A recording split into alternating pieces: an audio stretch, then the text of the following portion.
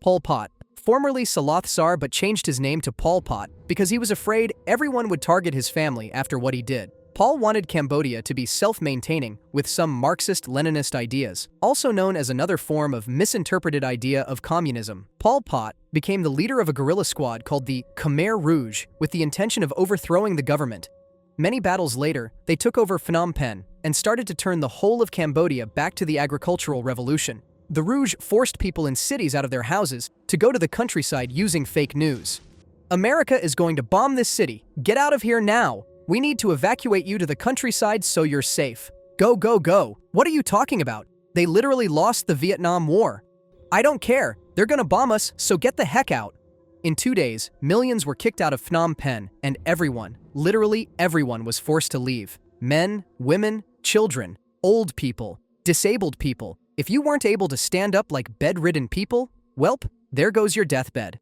Pol Pot removed the idea of money, personal property, education, and religion, the sole purpose of making Cambodia a farming country. If you were smart and you dared to oppose the flow of Pol Pot's rules, you're automatically suspected of threatening the ideology. So goodbye, cruel world for you. Here's the list of everyone he targeted. Hold up, what are these 3 at the bottom? He killed these people too? Damn. Well, that's because he was sus of them for being disloyal. I didn't know knowing another language could get you killed. Pretty ironic since Pol Pot himself knew how to speak French after studying radio electronics in France.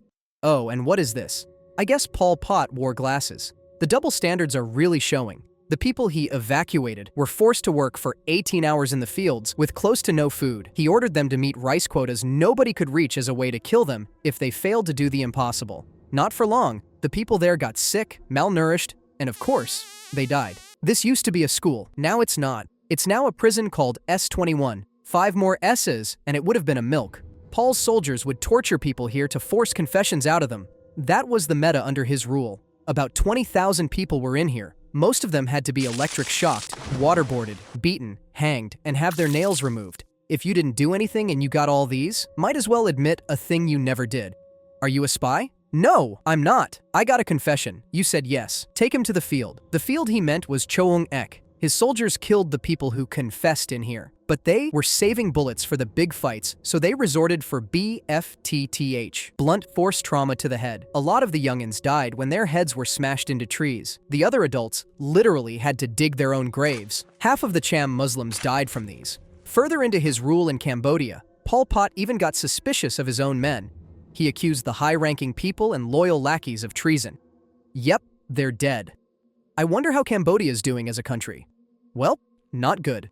They still exported rice to buy weapons. Almost nothing was left for Cambodians. They had to eat insects, leaves, or even soil. When the Vietnamese attacked Cambodia and got a hold of Phnom Penh, Pol Pot hid in the jungles with his army until he died, leaving a quarter of the population dead. John Bedel Bokassa. John was an orphan. Ha ha ha. His father was a tribal chief who got executed by the French. His mother did the KMS after. For some reason, whenever there's a very evil leader, the French somehow is always involved in some way. Maybe it's because I don't want to get into that. John joined the French military fighting wherever he was assigned, and he was a captain by the time he left the army. Some family thing happened when he came back to the Central African Republic. His cousin, David Dacko, was the president and gave him the chief of staff of the armed forces. This ungrateful orphan, however, dethroned his cousin with a coup d'etat. Immediately after, he suspended the constitution, removed the National Assembly, declared himself the president, and crowned himself the emperor after making the Central African Republic a monarchy. He used a freaking quarter of the country's budget just to crown himself. What a Chad. You know Scarlet Overkill from Minions? That's what he did. You think he'd waste a day doing what he wanted? No rest days for him. He arrested, tortured, and killed whoever he liked, primarily those who were against him. The next in line were everybody else. If you annoyed him in the slightest, you'd get thrown to his den of lions and crocodiles. Hoopla didn't do anything, but he's gonna be thrown anyway. Bye, Hoopla! That's how notorious this man-child was. There was an instance where he beat children with his ivory-coated stick or whatever that was. He'd tell the prison guards to carry on with the killing after he was done. He's more like Gilles de Race than Scarlet Overkill if you ask me. Have you ever heard of the Kembe killings? Well, you're about to know now. He thought 100 villagers were plotting rebellion against him, so he rounded them all up, tied them, and then The thing goes krrrr, pop pop ka ka ka, skiddy pop pop, in a poop poop brrr, boom, skia. dead. There would even be times he'd take the people who he killed, chop them off to pieces, and eat them in feasts. I hate to be the bearer of bad news, you ungrateful orphan, but you won't turn into a titan no matter how much human flesh you eat. Heck, scrap the idea of eating the flesh on his own. He served it to his guests without them knowing those were humans when he went to Libya for a state visit, possibly planning on how to invade that country. In the meantime, his cousin became the president again. Nice. David went to investigate tons of stuff that John did and found body parts in freezers ready to eat. The dude was a straight-up cannibal. Johnny Boy got scared, went to exile, and stayed in France where he owned a lot of things. He thought the Central African Republic was going to welcome him back with arms wide open, so he returned. He wasn't welcomed back with arms wide open. He was immediately arrested and was found guilty on 14 charges. When he died, the president of CAF called him a national hero for what he did to the country, and everyone gave the president the biggest middle finger of all. You can't blame the people. The man killed thousands of his own countrymen, and then all of a sudden, the president just goes, okay, he's a hero now. Ferdinand Marcos. Ferdinand Marcos served as the president of the Philippines from 1965 to 1986. He wasn't the president for the most part, he was a dictator. In 1970, the Philippines was having a burst economic downfall.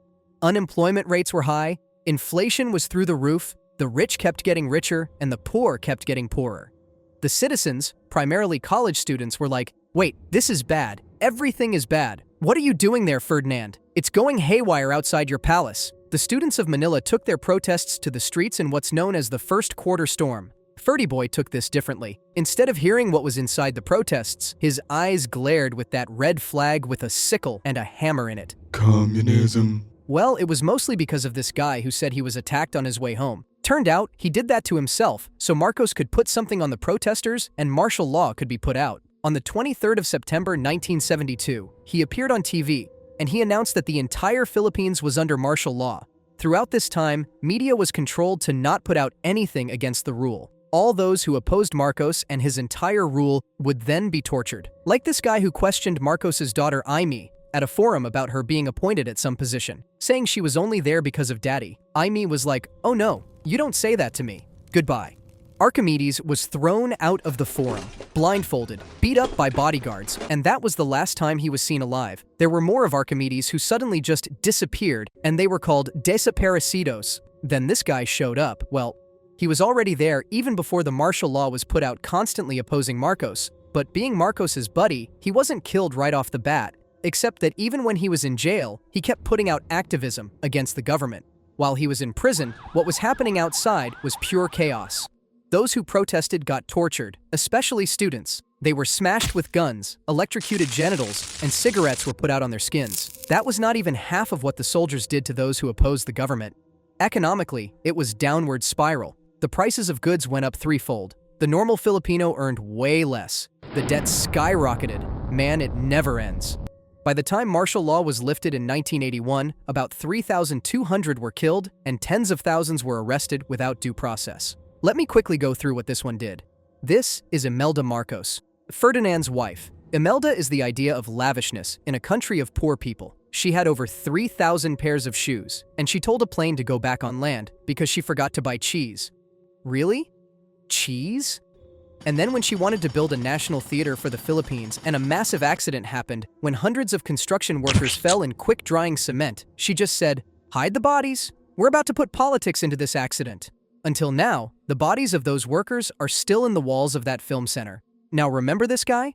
He went back to the Philippines after getting treated in the States for his heart condition, but the moment he went out of the plane, boom, he was killed by unknown assassins. 3 years after that, the Philippines had its election. Cory Aquino, the wife of the guy who just got assassinated, faced Marcos off in a mock election. Of course, some people in the voting center were telling voters to vote for Marcos. Same went with Cory. When the counts were happening, Cory won, but some Marcos lackeys wanted to change the outcome, so the counters walked out. Not long after, the 1986 EDSA revolution happened to overthrow Marcos, which for the most part was peaceful, nothing like the Tiananmen Square massacre. Marcos and his family had to hurry leaving the Philippines going to Hawaii that they left a lot. Imelda's shoe collection, gold bars, the lavish suite his family had while everyone was poor outside those walls. People got the chance to see this after the family left, and they were shocked. Up till now, a lot of people kept saying that this era was the golden age of the Philippines. No, it wasn't. Don't be stupid. Tons of fake news still go around TikTok and social media defending this, but a little more research and you'll know that it was never a golden age in any way. Gnassingbé Eyadema took power of Togo when he and his military besties did a coup d'état against Nicholas Grunitzky in 1967. The moment the coup was a success, Eyadema called himself the president and he removed political parties, so no one can tell him what to do. In turn, he made the Rally of the Togolese People, a political party which was more a cult than a political party. With stupid cult-like party comes stupid self-given moniker. Eyadema called himself the father of the nation and timber of Zion. Man, the only timber of Zion I know is this guy's, and from what I know, that timber went in more than one canyon. He also started making his image look good with propagandas everywhere on public and private properties. The National Intelligence Agency of Togo was used to shut down those who dared to challenge Eyadema along with its military. He legit arrested who he felt like arresting and tortured them while forcing them to confess about possible revolutions. I mean, around the 70s, Togo was completely his. The money was his. Money given by other countries was his. As long as it could make him richer, it was his. The people? Well, the people got nothing, duh. And when the people, tried to overthrow the overthrower, they failed and hundreds were arrested, tortured, and killed. In 1986, Eyadema's soldiers targeted the U people after suspecting another coup. Oh shoot, time for elections. His elections weren't really that much of an election. It was just him and his ponies telling the people to vote for him while guns were pointed at their heads. Take note, he ran without anyone to challenge him. They still had the audacity to threaten the people. So in 1991, the people snapped and protested for democracy. We want democracy. It's almost 30 years and you're still on that shiny little throne of yours and we're all out here dying. Well, I don't want you dying, so I'll just make you dead. Well, what are you still doing here? There's nothing to see. Sure there wasn't, Eyadema. Sure, there wasn't. But based on what I've gotten, your soldiers opened fire on the protesters on the 25th of April in Lomé. You even hid that fact. So sure, there wasn't. To top it off, you even upped the killings the next year. Yeah, I believe you. The same thing happened in the 1998 elections. Ballot stuffing happened and all that. Nothing special anymore. Those who got arrested simply didn't get any medical care if they needed it. Son of a gun felt like a total king, what the heck. On the 5th of February 2005, he died from a heart attack. Finally, good riddance. Probably said by some person in Togo who had to go through what they had to. When the dad died, the son Faure immediately got the throne. People rioted to show that it wasn't fair. The apple didn't fall far from the tree. It's Gnassingbé Eyadema all over again until now. Fulgencio Batista. Before the famous Fidel Castro, there was this guy. Fulgencio became that guy after a coup that overthrew the provisional government. Another coup? What's up with these rebels wanting power? Ah, power. Got it. Anyway, Batista became the president in 1940 and had a good term. Well, he even signed a new constitution. And of course, a massive sprinkle of corruption and silencing those who wanted him out. He went to USA after his term and went back to Cuba in 48. 3 months before the scheduled elections, he did another military coup. My goodness gracious. Stop with the overthrowing. I literally have a video about power grabbing right here. Why weren't you guys there? Going back, he canceled the elections and declared himself president. Not surprising, but his rule had Cuba getting connected with the States in a not-so-good way. Havana became a gambling and drug trafficking paradise for the mafia, not to mention the broads. You may have heard of mobsters like Lucky Luciano and Meyer Lansky. These people had free passes to make casinos in Havana. If half of my heart is in Havana, oh nana, I'd probably be like Vito Scaletta or something.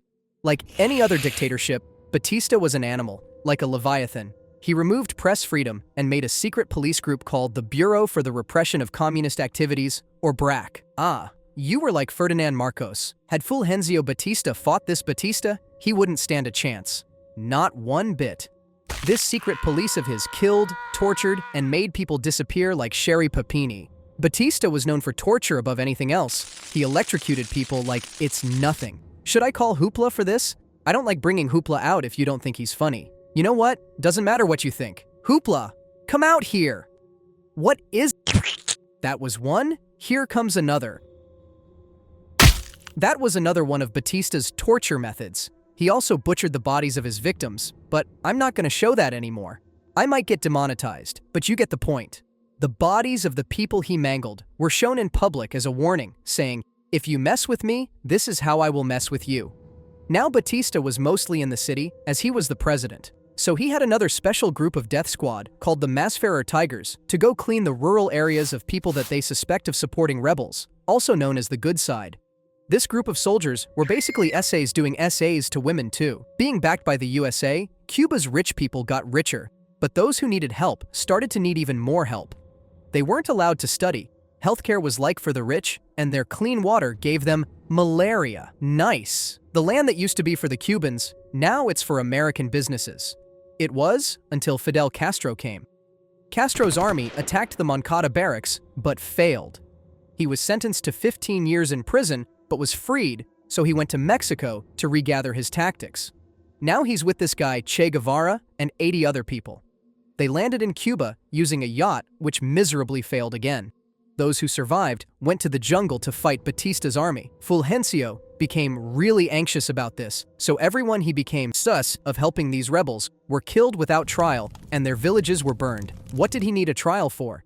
He was the president, for goodness sake. Batista's blunder was he might have been backed by the United States, but not by its government. Dwight Eisenhower heard about this and stopped any weapons from America going to Cuba. This made Batista weaker, and by the 30th of December 1958, Guevara, Castro, and all the other rebels won. On the 1st of January 1959, Batista ditched Cuba with $300 million in his pocket and went to the Dominican Republic, Portugal, and then Spain. Massive W for Cubans.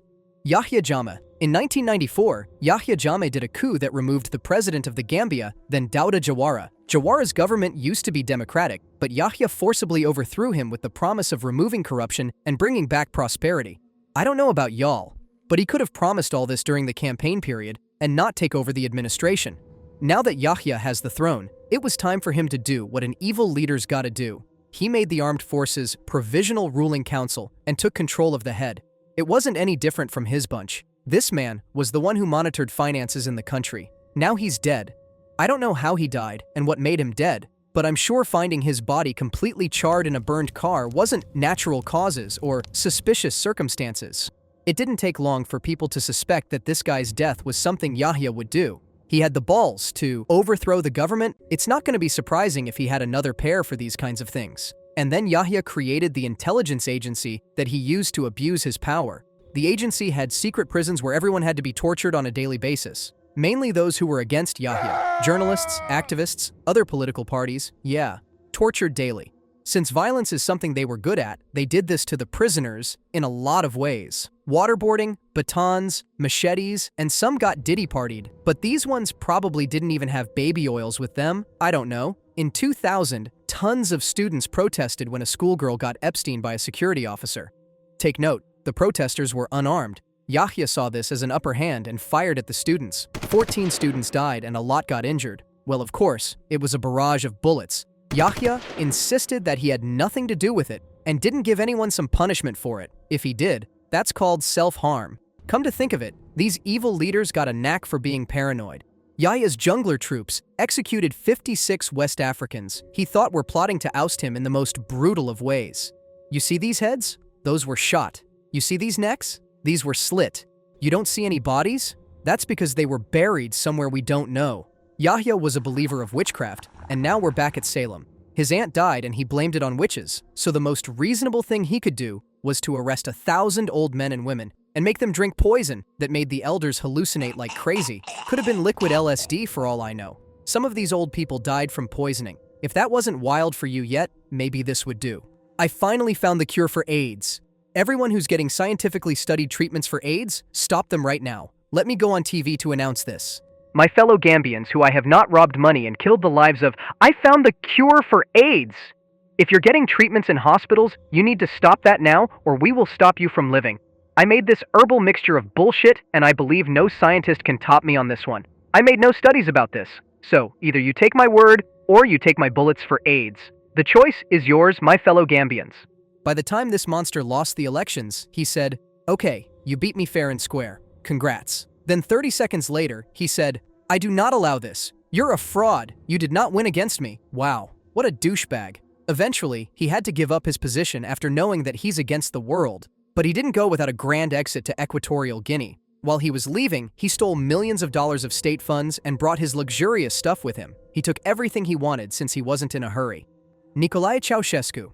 The only one in this list where the people actually gave him what he deserved. Initially, this guy was called Cel mai iubit fiu al poporului, or the most beloved son of the people, although he just gave that nickname to himself after being a total demon to Romania. Nicolae was first looked up to when he was against Soviet rule, and more on "let's build Romania together" kind of speeches. But it didn't take long for him and his wife Elena to start claiming that they're the nation's parents and start going 180 on the Romanians. A good example of this was Decree 770, basically banning abortions and contraceptives. I'm not going to get political here about this because there were a lot of comments in my other video going ape crap like, You shouldn't be involving politics and things that aren't related to politics. I'm gonna go cry in the corner now because you hurt me with this video while I'm trying to get away from this elections thingy. Just stop. Because of this law, a lot of unwanted pregnancies led to thousands of children being orphaned. Talk about pro-life, huh? Being overcrowded and underfunded, a lot of these orphanages had their children being abused or getting diseases like HIV from dirty medical jobs. The industrial projects Nicolae did also made a poor out of Romanians. Sure, he paid the foreign debt by exporting so many goods at the cost of Romanians getting a lot less basic needs. They legit had to line up for food. It was like the whole of Romania was a big-ass soup kitchen, courtesy of the Ceausescus. If that wasn't enough, if you're cold during winter, stay cold because electricity was normally cut to save pennies. But hey, at least they have the Palace of the Parliament, perfect to flex to other countries. I guess Nicolae knew that what he was doing was wrong, so he stopped any information from going in and out of Romania and making the people think Romania was some kind of Disneyland where everything is fun and joy and smiles and progress. The usual tortures happened when critics tried to speak out. Until in December of 1989, people had enough. They went to Timișoara when Pastor Laszlo Tokes, a critic, was about to be kicked out of the country to protest. Lots of them were killed, and the bodies were hidden fast to make the protest disappear from history books. But the news quickly spread, and people gathered to Bucharest on the 21st of December in front on Ceausescu. People were cheering at first, and then it escalated so quick that all Ceausescu could do was stand there in pure confusion. He tried calming everyone down, but at this point, no one would listen to him since he was dead to them. He eventually had to go out of Bucharest with his wife, but then they got arrested by the soldiers who joined the uprising to get them to a trial. They were sentenced to be killed by firing squad. What's funny was, Elena tried to defend herself saying, "If you want to kill us together. We have the right to die together." The funnier thing was that they didn't want to be touched and assisted to the Green Mile. See? And Elena had the audacity to say they're powerless now, thinking it would get them out of the tight spot. Nope. They ate bullets that day all over their bodies. I say deserved. Now, from what I've learned, the patterns that these leaders have are as follows. They overthrow the government, they want people to be patriotic, they kill those who oppose them, they like torture, they rob people of money that belong to the country, they're paranoid as hell, and then they eventually lose their power, as they should. Let me know in the comments if I should make a part 2 for this because my research gave me a lot of bad leaders through history. Thanks.